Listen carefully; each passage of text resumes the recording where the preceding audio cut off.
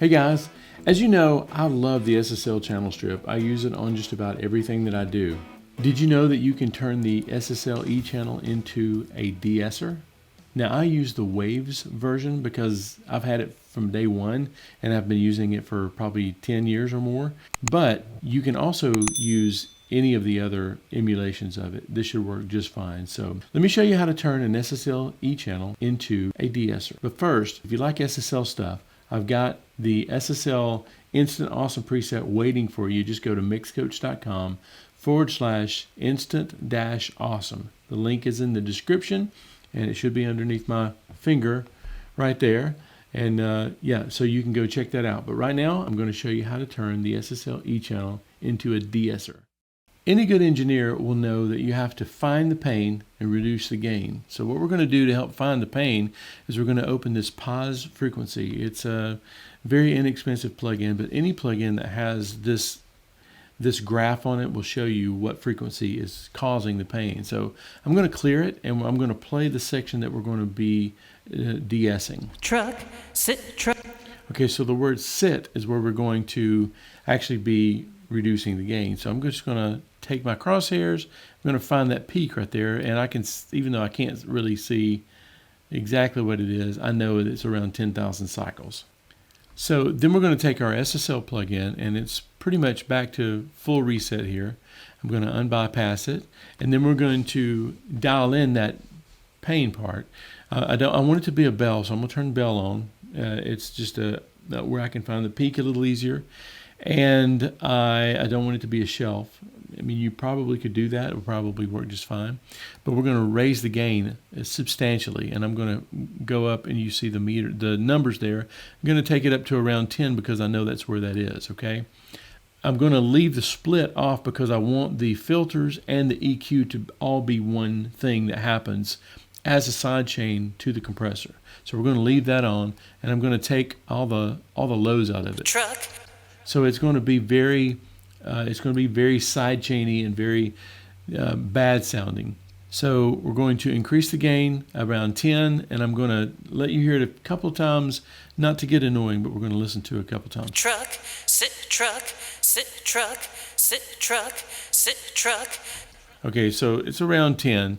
So now what we're going to do is turn the dynamic sidechain on. Now what this does is it sends this EQ to the sidechain of the dynamic section. So now that we've got the frequency that we know we want to compress and bring down a little bit in the mix, we're going to mess with the dynamics section. Now that we know that that signal is going into the compressor, we're going to set it up, this part up like a de-esser. So I'm going to turn this up to, let's say 4 to 1. That's a good place to start. I'm going to make sure that the attack is on the slow setting right now, and then we'll experiment with the fast attack later. But we do want the release to be fast, okay? So now let's listen to that section. We've turned the side chain on, and now we're going to listen to that section, turn the threshold up until we start seeing the S's come down. Then we'll compare it, see if we did any good, okay? Truck, sit, truck, sit, truck, sit, truck. Okay, so you can see that it's compressing that S and doing it pretty transparently. So let's turn the fast attack on, see what that sounds like. Truck, sit, truck. I think that actually is a little bit more dynamic.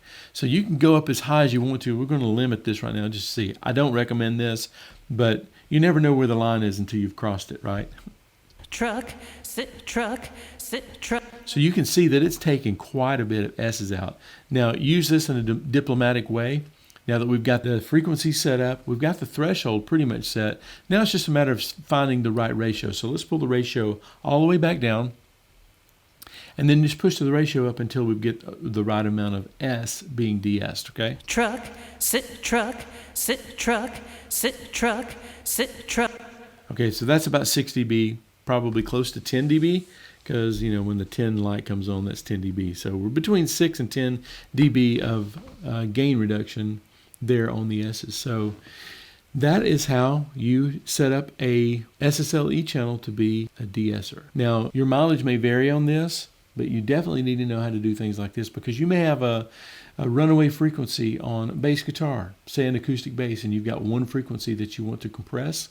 This is a perfect way to do that. Go and find that acoustic bass guitar where the note is running away on it, and then send that by this EQ to dynamic sidechain, compress just that part of it. That way you're not compressing the whole signal, you're just compressing the problematic parts, okay? So as you can see, the SSL E-channel is quite a tool to have in your arsenal. It's the Swiss Army knife of channel strips. It comes through in a pinch for me all the time. Again, Wave's version is $29. You cannot beat that. So download that, or if you've got one, now you know how you can turn your SSL E-channel into a working de-esser. If you want to know more about the SSL channel strip and you want to know how I use it on every track, go to mixcoach.com/instant-awesome. The link is in the description. Also, do me one more favor. If you've liked this video, click the like button, subscribe, and share it if you know somebody who would like to learn more about their SSL E-channel, okay? Thanks for tuning in today, and I will see you soon. Bye.